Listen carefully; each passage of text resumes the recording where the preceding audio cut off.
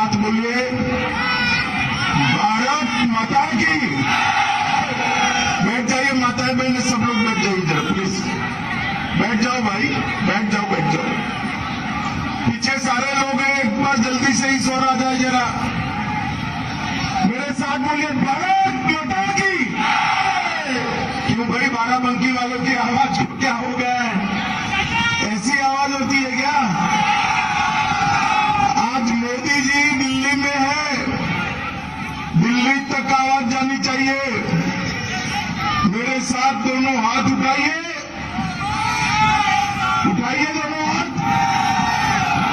300 पार के संकल्प की मुट्ठी पीछे और प्रचंड आवाज से बोलिए भारत माता की,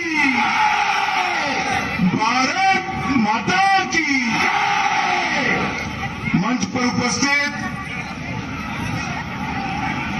अर्चना मिश्रा जी, शशांक कुसुमेश जी, उपेंद्र सिंह रावत जी, राज्यरानी रावत जी, अवधेश श्रीवास्तव जी, श्री सुधीर कुमार सिंह जी, श्री संतोष सिंह जी, बैजनाथ रावत जी, छोटेलाल यादव जी, हरगोविंद सिंह जी, हरनाम सिंह जी, रंजीत बहादुर श्रीवास्तव जी, धर्मेंद्र कुमार यादव जी, और आज जिनको जिताने के लिए मैं यहां आया हूं, ऐसी डॉक्टर राम कुमारी मौर्य कुशवाहा जी।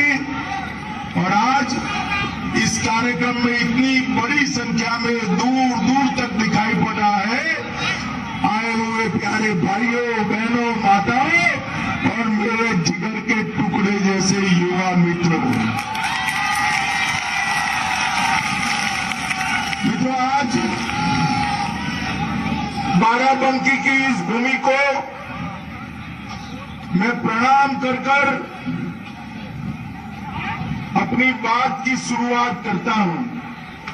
बेलहरा बाबा साहब के मंदिर को भी शीश झुकाकर मैं प्रणाम कर मेरी बात की शुरुआत करना चाहता हूं।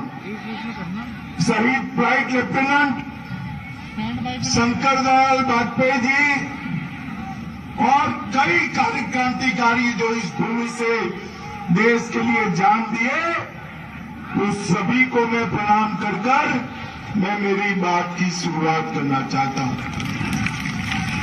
भाइयों बहनों, 3 चुनाव समाप्त हो चुके हैं, चौथा चुनाव होने वाला है। ये 3 चरण में उत्तर प्रदेश का नतीजा क्या है, सुनना है क्या आपको? जरा जोर से बोलो, सुनना है क्या?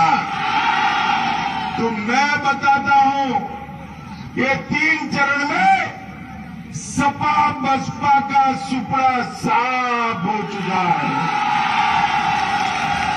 और दूरबीन लेकर दूर दूर तक कांग्रेस पार्टी दिखाई नहीं पड़ती है मित्रों, कांग्रेस और 300 से ज्यादा सीटों से यहां फिर से एक बार भारतीय जनता पार्टी की सरकार बनने जा रही है।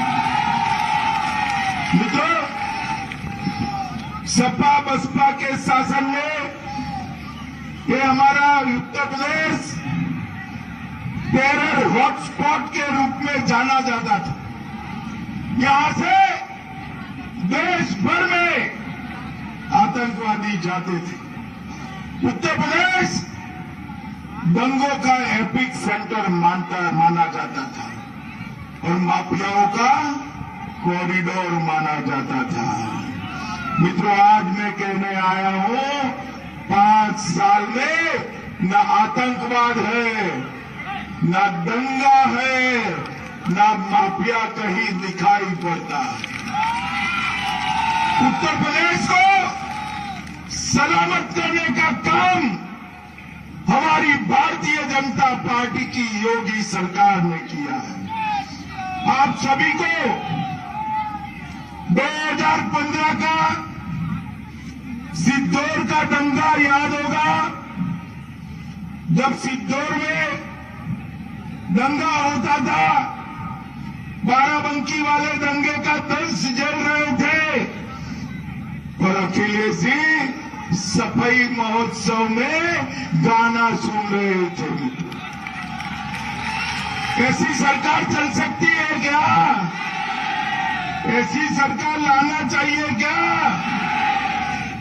खालिद मुजाहिद, हकीम तारिक कासमी के विरोध यहां जो केस हुए थे सपा ने वापिस ले लिए।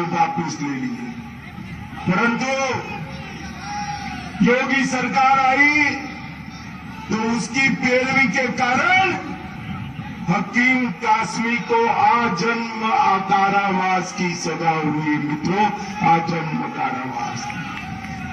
आतंकवादी खालिद मुजाहिद लू लगने के कारण मारे गए तो अखिलेश सरकार ने पूर्व डीजीपी बृजलाल और विक्रम सिंह समेत 42 पुलिसों पर हत्या का मुकदमा चढ़ दिया था।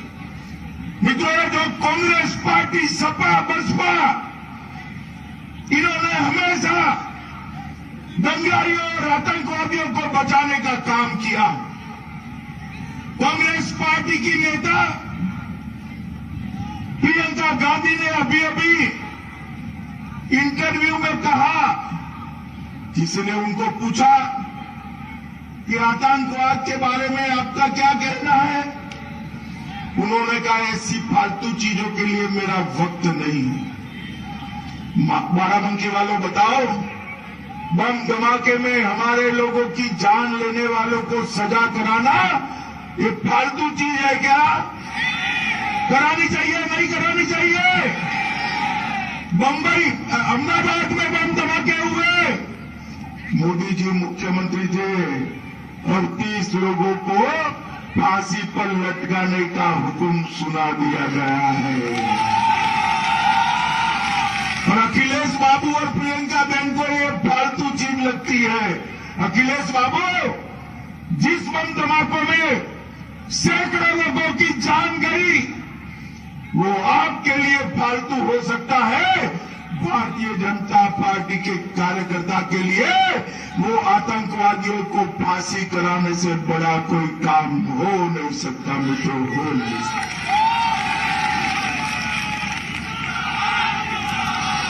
मैं आज बताने आया हूं कि हमारे उत्तर प्रदेश में निजाम का राज चलता था। जब अखिलेश जी का निजाम था ना, तो यहां निजाम का राज चलता था। निजाम का मतलब क्या है भाई? एन से है नसीमुद्दीन, जोर से बोलो, कौन?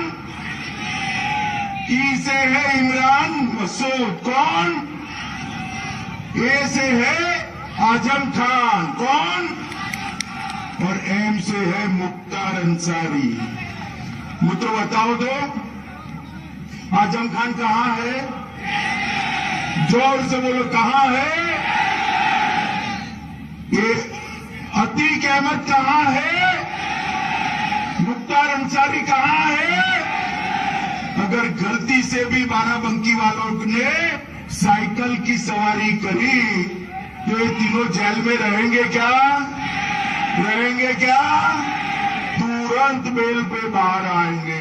और योगी जी की सरकार आई तो उनको जेल से बाहर कोई निकाल नहीं सकता। मित्रों, निकाल नहीं सकता। उत्तर प्रदेश की सलामती के लिए उत्तर प्रदेश को दंगे और आतंकवाद से, सुनो, दंगे और आतंकवाद से मुक्त करने के लिए भारतीय जनता पार्टी की सरकार चाहिए। माताओं, भाइयों, बहनों, यहां पर समाजवाद के नाम पर जातिवाद की राजनीति करी, परिवारवाद की राजनीति करी, तुष्टीकरण की राजनीति करी, मगर कभी भी पिछड़ों का भला नहीं किया, गरीबों का कल्याण कभी भी नहीं किया। नरेंद्र मोदी जी की सरकार ने 1 करोड़ 67 लाख माताओं को गैस का चूल्हा देने का काम नरेंद्र मोदी सरकार ने किया।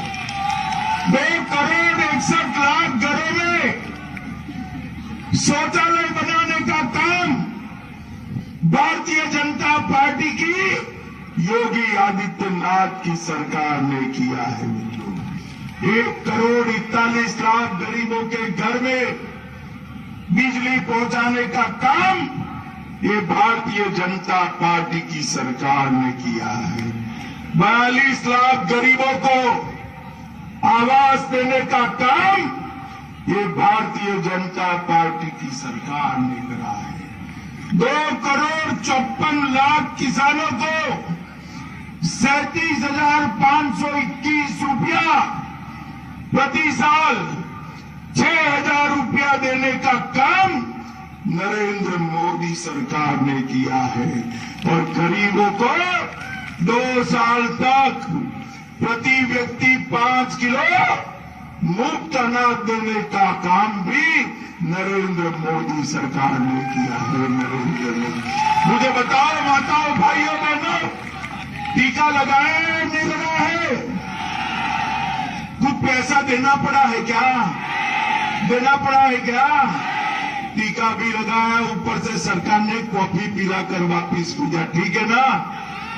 जब ये टीका ढूंढ लिया गया तो अखिलेश ने ट्वीट किया, मत लगाइए टीका, ये मोदी का टीका है। मगर डरकर 15 दिन के बाद गुपचुप उन्होंने भी टीका लगा दिया।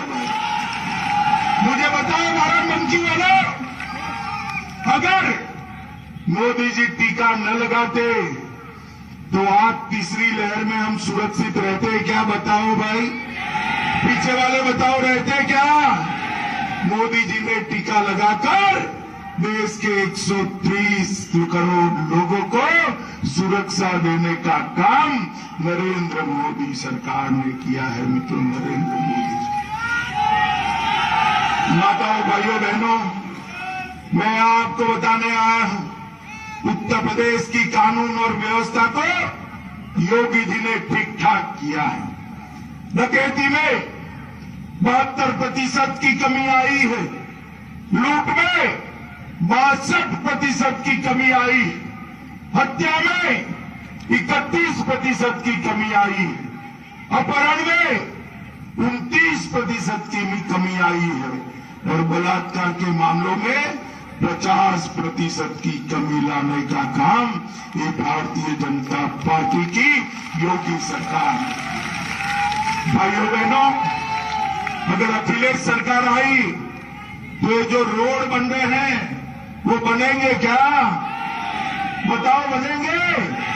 फिर से वो समाजवादी इतना वाले के वहां करोड़ों रुपयों की नोटों की गड्डियां पकड़ी जाएगी, गड्डियां पकड़ी जाएगी।